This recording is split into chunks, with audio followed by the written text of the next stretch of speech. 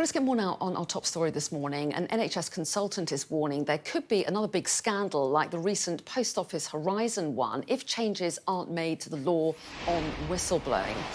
Well, let's get the view now of Conservative MP Mary Robinson. She's chair of the all-party parliamentary group for whistleblowing. Very good to talk to you this morning, Mary Robinson. Thanks so much for talking to us. First of all, I'll come on to what you're pushing to change in a moment. But first, what do you make of these warnings, the sense that we are guaranteeing, in the words of this NHS consultant, another big scandal, not just in hospitals but in any organisations, unless we give more protection to whistleblowers? Do you agree? Good morning, Anne. Thank you so much for having me on and to talk about this really important issue today. It's really sobering to hear these sort of comments, because it does actually highlight what is going on and the possibilities, real possibilities that there could be more scandals. We heard only this week from the outgoing health ombudsman speaking of hospitals burying evidence of poor care in a cover-up culture. We know from the National Guardian, who has oversight of the speaking up regime within hospitals, that they are still trying to address the barriers of fear and futility, which are preventing people from speaking up.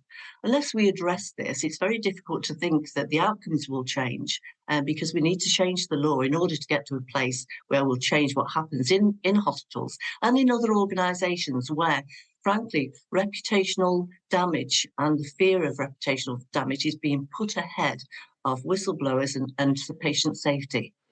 So you say you want to change in the law, and you are bringing forward a private member's bill, aren't you? It gets its second reading today.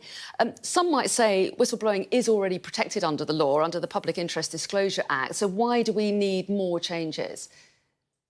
Well, the Public Interest Disclosure Act was brought forward over 25 years ago. It also was a private member's bill.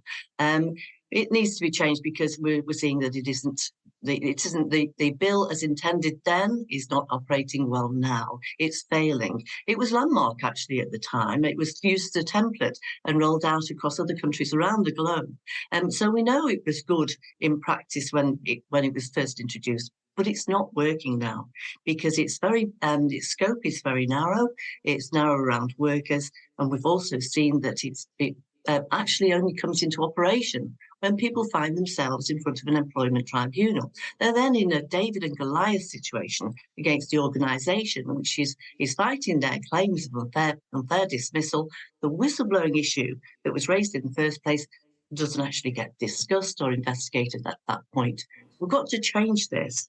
And my bill aims to change the culture within organisations, to drive cultural change through changing legislation, to ensure that the culture in organisations is one that protects whistleblowers, that actually encourages speaking out, and that the Office of the Whistleblower, which it intends to set up, will be there to work with regulators, to give advice and help to whistleblowers, to set standards and to monitor them, and to make sure that our whistleblowing, that the operation of our whistleblowing framework really works for people.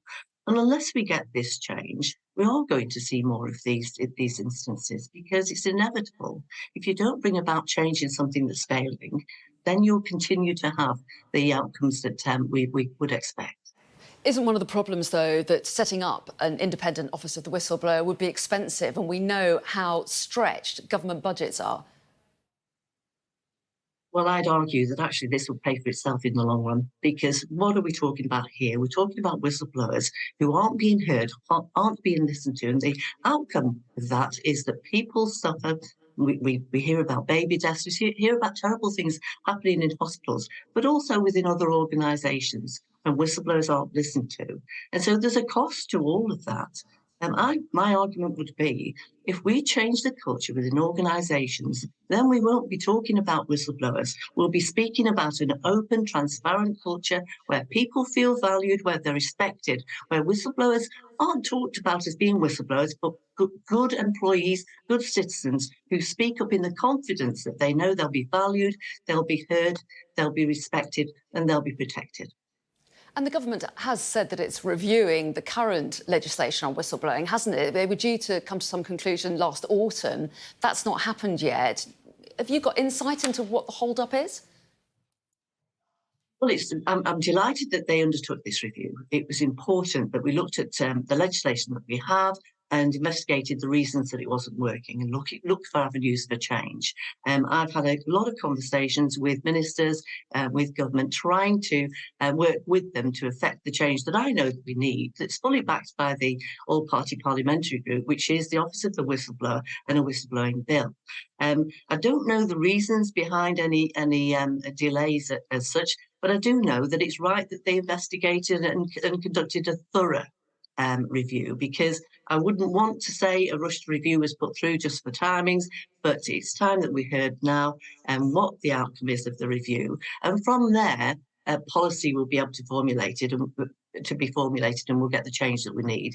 I'm having positive conversations. I'm really trying to drive forward this change because, in my view, in view of the all-party parliamentary group, this is the change that we need. And it's really welcome to me to hear that the change is supported by so many people who have experience of being whistleblowers and know that we need to change the culture within the organisations in order to protect people. OK, so briefly, you say that you've got lots of people supporting you. So how confident are you that your private member's bill will become law? It's very difficult to be confident about a private member's bill, and we know that there are a lot of other bills in consideration. I'm pressing very hard and having good conversations with government. When it was heard, actually, another member of I brought this bill forward 2 years ago, and last year another member of the all-party parliamentary group brought it forward in the Lords. It had really good support there, and so I'm hopeful that if we can actually make time for this legislation, that it will be supported in the House of Commons and it will get supported in the House of Lords, and that's crucial to ensure that we get legislation onto the statute book and we start addressing these issues in our whistleblowing legislation and protecting people, driving a culture of change within our organisation, and unveiling the culture of cover-up that is causing so many of these issues. OK, well, Mary Robinson, really interesting to talk to you this morning. Thanks very much indeed. My pleasure.